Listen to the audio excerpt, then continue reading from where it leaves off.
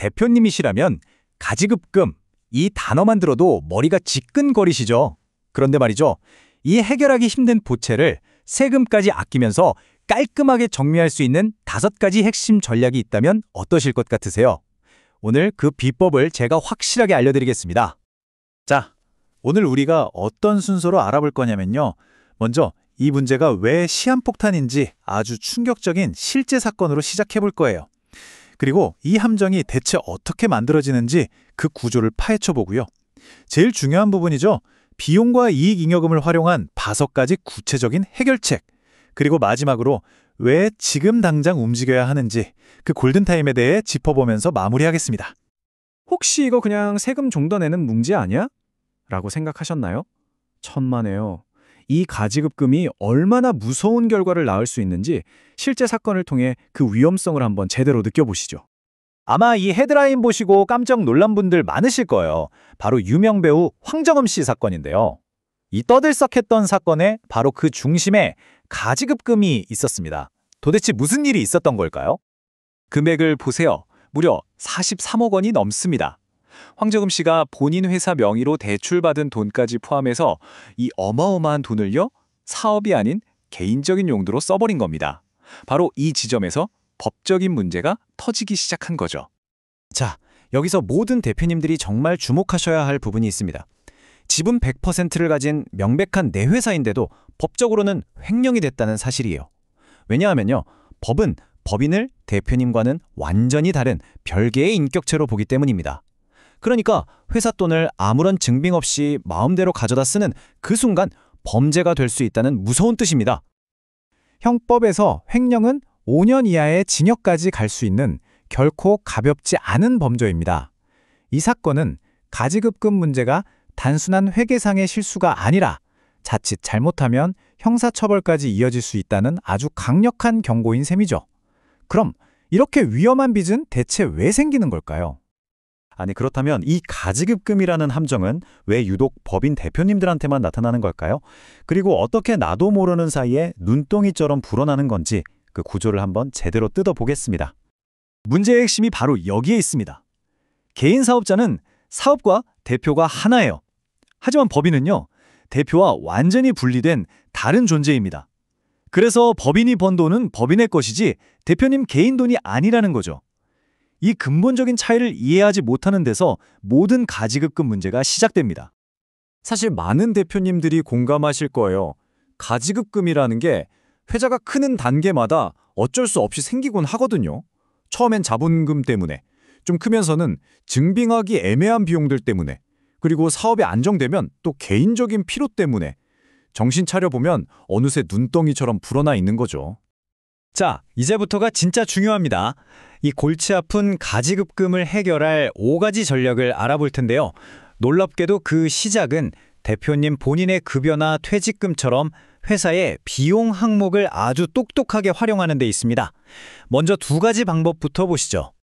가장 직관적이고 기본적인 방법입니다. 아주 간단해요. 대표님이 회사에서 급여나 상여금을 더 받아서 그 돈으로 회사에 빌렸던 돈, 즉 가지급금을 갚는 방식이죠.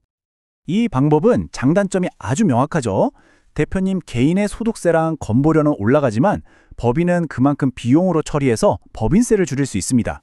하지만 여기서 정말 중요한 전제 조건이 하나 있어요.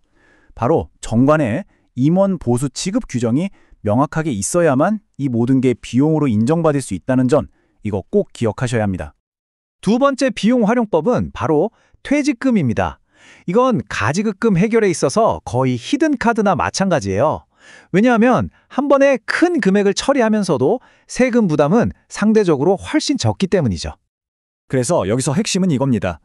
똑같은 1억 원이라도 상여금으로 받으면 세금을 엄청 떼이지만 퇴직금으로 받으면 대표님이 내는 세금이 훨씬 적다는 거죠. 동시에 법인은 또 거액의 비용 처리로 법인세를 확 줄일 수 있으니 이건 뭐 양쪽 모두에게 이득인 전략인 셈입니다. 자, 지금까지는 회사의 비용을 활용하는 방법을 봤습니다. 이번에는 시각을 좀 바꿔서 회사가 그동안 차곡차곡 쌓아온 이익잉여금을 활용하는 3가지 강력한 전략을 살펴보겠습니다. 이건 주주로서의 권리를 활용하는 방법이죠. 첫 번째는 주주의 당연한 권리인 배당을 활용하는 겁니다. 회사의 이익을 주주인 대표님께 분배해서 이걸 가지급금을 갚는 재원으로 쓰는 거죠. 배당 전략의 핵심은 소액 절세에 있습니다. 주주 한 명당 1년에 2천만 원까지는 다른 소득과 합산하지 않고 15.4%라는 낮은 세율만 적용되거든요. 그래서 비교적 금액이 작은 가지급금을 처리하거나 가족이 주주로 있다면 이 혜택을 여러 명이 나눠 받을 때 아주 유용한 방법입니다. 자, 이제 가장 강력한 방법 중 하나가 나옵니다. 세금 부담 거의 없이 최대 6억 원까지 회사 자금을 활용할 수 있는 정말 기가 막힌 전략입니다. 이 과정을 한번 보세요. 정말 놀랍지 않나요? 배우자에게 6억 원까지 세금 없이 주식을 증여하고 그 주식을 법인이 다시 사들인 다음 그 돈으로 가지급금을 완벽하게 갚는다. 이 4단계를 거치면 회사의 이익잉여금이 세금 한 푼 없이 대표님의 개인 자금이 되는 마법이 일어납니다. 하지만 절대 놓쳐서는 안 될 아주 중요한 변경사항이 있습니다.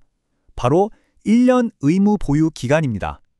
예전에는 증여받고 바로 팔아도 됐는데 이제는 안 됩니다. 반드시 1년을 기다려야 해요. 만약 이 기간을 어기면 이 모든 절세 혜택이 사라지고 어마어마한 양도세 폭탄을 맞을 수 있습니다. 이 전략을 쓰시려면 계획에 반드시 1년의 시간을 넣으셔야 합니다. 자, 마지막 5번째 방법입니다. 이건 대표님 개인의 지식재산, 바로 특허권을 활용하는 아주 창의적인 전략입니다. 이 방법 역시 세금 효율이 엄청납니다. 대표님은 특허 판돈의 60%를 경비로 인정받아서 실제 내는 세금이 10%도 안 될 정도로 아주 낮아요. 동시에 법인은 5년 동안 이 특허를 비용 처리하면서 법인세를 아낄 수 있죠. 다만 이 전략의 관건은 그 특허가 회사 자원이 아니라 순수하게 대표님 개인의 노력으로 만들어졌다는 걸 명확히 증명하는 겁니다. 자, 지금까지 5가지 해결책을 모두 살펴봤습니다. 이제 이 모든 전략보다 어쩌면 더 중요한 마지막 핵심 원칙에 대해 말씀드리겠습니다.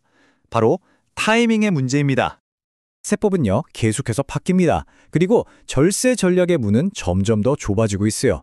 오늘 말씀드린 주식 소각 전략에 갑자기 1년 보유 기간이 생긴 것처럼 말이죠. 따라서 가장 좋은 타이밍은 고민하는 내일이 아니라 바로 지금입니다. 가지급금 문제는 더 이상 미룰 수 있는 숙제가 아닙니다. 오늘 우리는 급여, 퇴직금, 배당, 주식 소각, 그리고 특허까지 이 문제를 해결할 5가지 강력한 열쇠를 손에 쥐었습니다.